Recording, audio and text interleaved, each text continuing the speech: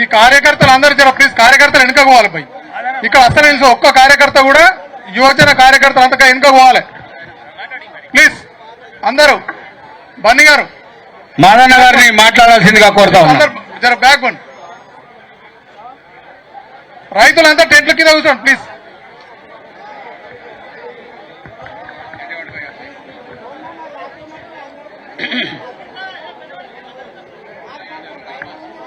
వచ్చిన పెద్దలకు మీడియా మిత్రులకు అందరికీ ఉదయపూర్వకంగా నమస్కారం. చాలా ఇది మనం మాట్లాడే మాటలు ఢిల్లీ దాకా పోయేటట్టు మీరు సంతోషంగా ఉండాలా. ఆనాడు మైదామనుడు వచ్చి రామల లక్ష్మణులను ఎత్తుకపోయినంత మోసం రేవంత్ రెడ్డి చేసిండు. ఆనాడు చేసిన పెద్ద మనిషి ఏం పథకాలు వెళ్తాడో ఏం చెప్తాడో అందరికీ తెలుసు. ఒక్క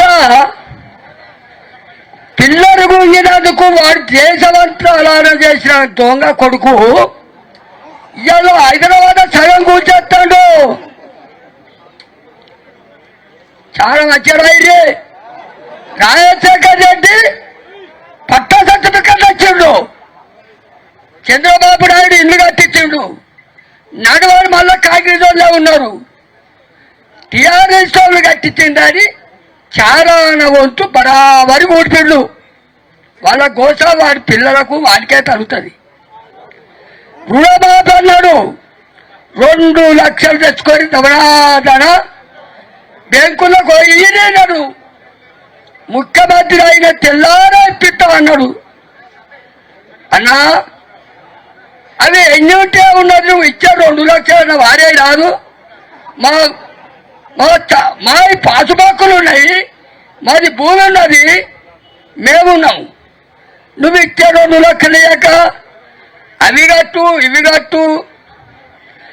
వాడి అప్లికేషన్లు మళ్ళా తీర్చొడతావు. పతాకం దయచేసి పోలీసు వాళ్ళతోటి రాజ్యం నడిపిస్తాడు. మా జీతాలు ఇస్తాను, అగో మా పడ్డ ఇస్తాడు. మా బిడ్డలతో బతికినోడు రేవంత్ రెడ్డి ఇంతకాల వాళ్ళ భూమి ఇస్తలేడు. పోలీసు వాళ్ళు ఆడలు ఉంటే అదే పట్టబడతారు. దయచేసి మీరు చూస్తా మా మనుషులే. రేవంత్ రెడ్డి ఇంతకాల ఇస్తున్నాడు జీతాలు. మా తెలంగాణ పదవి బిడ్డ మీరు చల్ల మా కన్ను కానీ 2 జిల్లా పరిస్థితులతోటి రాష్ట్రాన్ని తెచ్చినాం.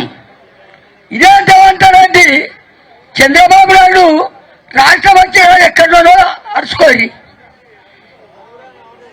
మేము తెచ్చిన తెలంగాణకు బాలవంతుడు పులివస్తే చాకలోడు తెచ్చేంత పనిచేసిన కొడుకు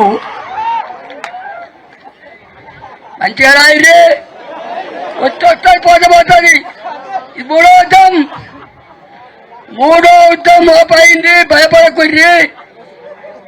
మంకమ్మతో అట్లా మీటింగ్ పెట్టాడు. ఎంతమంది ఉన్నారో ఇప్పుడు చూద్దాం. పెద్ద మంది చాటగాక కొందరు రక్తం తెచ్చి ఇట్లా ఉన్నాడు.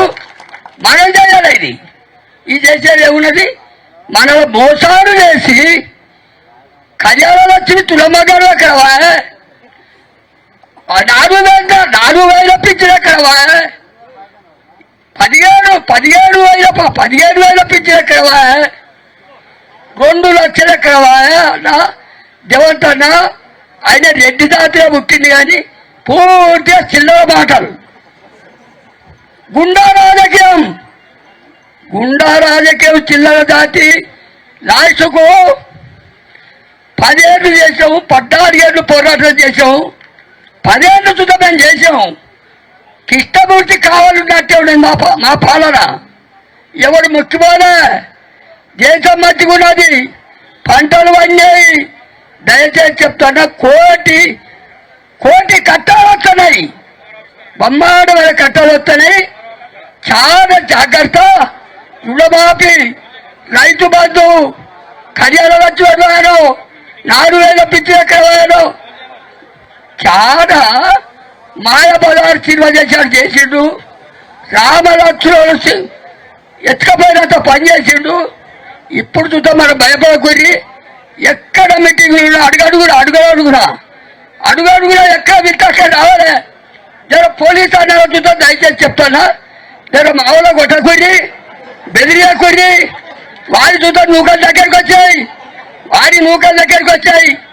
ఇప్పుడు జిల్లా పరిషత్తులు సర్పంచులు అనేటోళ్ళు మనం కిడ్డిప్పు రాణించుకోవాలి.